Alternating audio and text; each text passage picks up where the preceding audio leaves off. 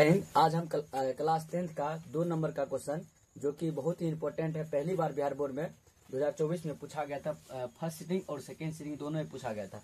ये क्वेश्चन आने की संभावना बहुत ही अधिक रहती है क्योंकि ऐसा क्वेश्चन पहली बार बिहार बोर्ड में देखने को मिला है और बच्चे को बहुत परेशान करता है क्वेश्चन, क्योंकि सब बच्चे लोग पहले देखते थे √3 √4 √5 या √7 या 2 + √3 का मतलब अपरिमेय संख्या है, उसको सिद्ध करना है। लेकिन यहाँ पे क्या दिया गया है, 2 + √3 का होल स्क्वायर, या कभी कभी पूछा जाता है 2 + √2 का होल स्क्वायर।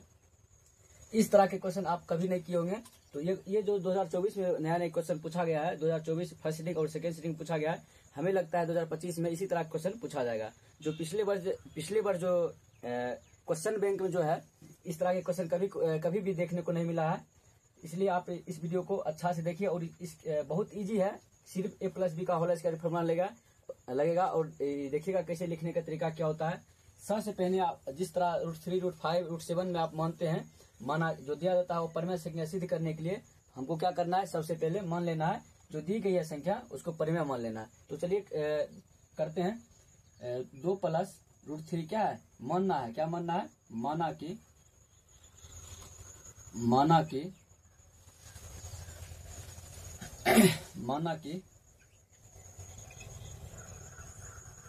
माना कि 2 + √3 का होल स्क्वायर क्या है, परिमेय संख्या। क्या है, एक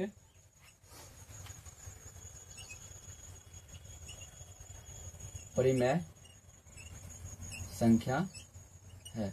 ये तो आप पहले भी जानते होंगे। √3 सबसे पहले क्या मानना होता है कि जो दिया गया है उसको परिमेय मान लेना होता है, और इसलिए उसके बाद लिखते हैं इसलिए 2 + √3 का होल स्क्वायर बराबर p/q। क्योंकि परिमेय संख्या जब हम मान लिए तो परिमेय संख्या वाला इसका गुण भी रहना चाहिए, इसलिए हम क्या माने 2 + √3 का होल स्क्वायर बराबर p/q। जहां p और q क्या है, एक सहाभाज्य संख्या, यह लिखेंगे, या पहले लिखेंगे q बराबर ≠ 0 और लिखेंगे कोमा देकर, जहां p और q एक सहाभाज्य संख्या, एक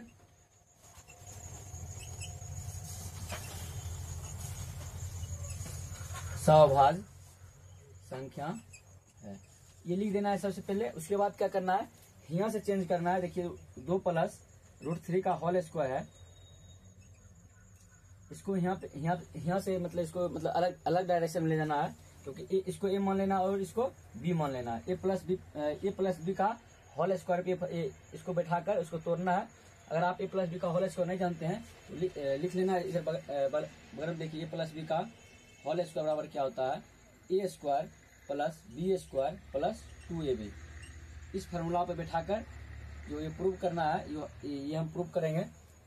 2 को यहाँ a मानेंगे और √3 को b मानेंगे। तो 2 जो है पहले a का स्क्वायर मतलब 2 का स्क्वायर प्लस b मतलब √3 का whole square plus 2ab। 2 into a क्या दिया है, 2 दे दिए, इंटू b क्या दिया गया, √3। अब इसको हल करेंगे, 2 का स्क्वायर 4 आ जाता है, प्लस स्क्वायर रूट क्या होता है, कट जाता है 3, प्लस 2 दूना 4, 4 √3 आ जाएगा। क्या आ जाएगा, 3। और ये प्लस में इसको क्या करना है, ऐड कर देना है, 4 3 7 प्लस 4 √3 हो जाएगा। आप भली भांति जानते हैं, इससे पहले आप सिद्ध कर चुके होंगे कि 7 + 4 √3 एक अपरिमेय संख्या है। इसी तरह हम पहले सिद्ध कर चुके हैं, इसलिए हम लिखेंगे जो 7 है, यहाँ पे देख रहे होंगे 7, ये क्या है, एक परिमेय संख्या है। क्या है, परिमेय संख्या है। और जो 4 √3 जो दिया गया है ये क्या है, एक अपरिमेय संख्या है। आप लोग 9th में पढ़े होंगे कि परिमेय संख्या और अपरिमेय संख्या का योग जो होता है, यानी जोड़ जो होता है, हमेशा अपरिमेय ही संख्या आता है। इसी तरीके से हम यहाँ लिखेंगे कि यहाँ लिखेंगे परिमेय संख्या 7 एक परिमेय संख्या है। क्या लिखेंगे, 7 एक परिमेय संख्या है और 4 √3 एक अपरिमेय संख्या है। क्या है, एक अपरिमेय संख्या है। ये लिख देना है और लिखेंगे। उसके बाद लिखेंगे, चूंकि हम जानते हैं कि परिमेय संख्या जो 7 है और 4√3 है ये अपरमेय संख्या। हम लिखेंगे चूंकि हम जानते हैं परमेय संख्या और अपरमेय संख्या का योग हमेशा क्या होता है, अपरमेय ही संख्या होता है। लिखेंगे यहाँ चूंकि हम जानते हैं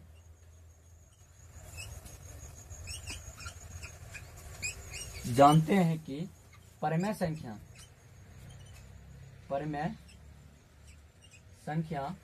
तथा अपरमेय संख्या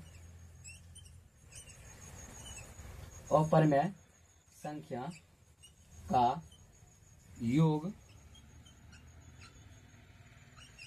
हमेशा अपरमेय संख्या ही होती है। परमेय संख्या तथा अपरमेय संख्या का योग हमेशा अपरमेय संख्या ही होती है। पहले आप यहां तक नोट डाउन कर लीजिए, उसके बाद आगे बताते हैं।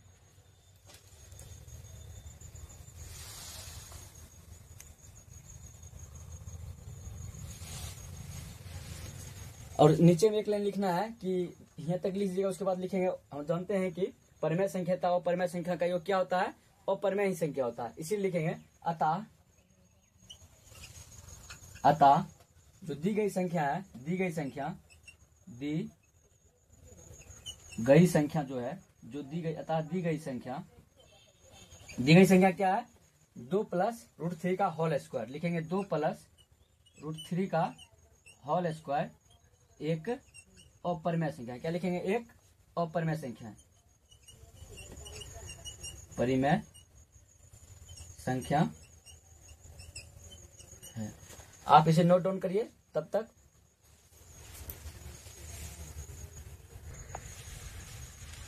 उम्मीद करते होंगे आप लोग नोट डाउन भी कर लिए होंगे। अगर आप नहीं समझे तो सबसे पहले देखिए क्या करना है।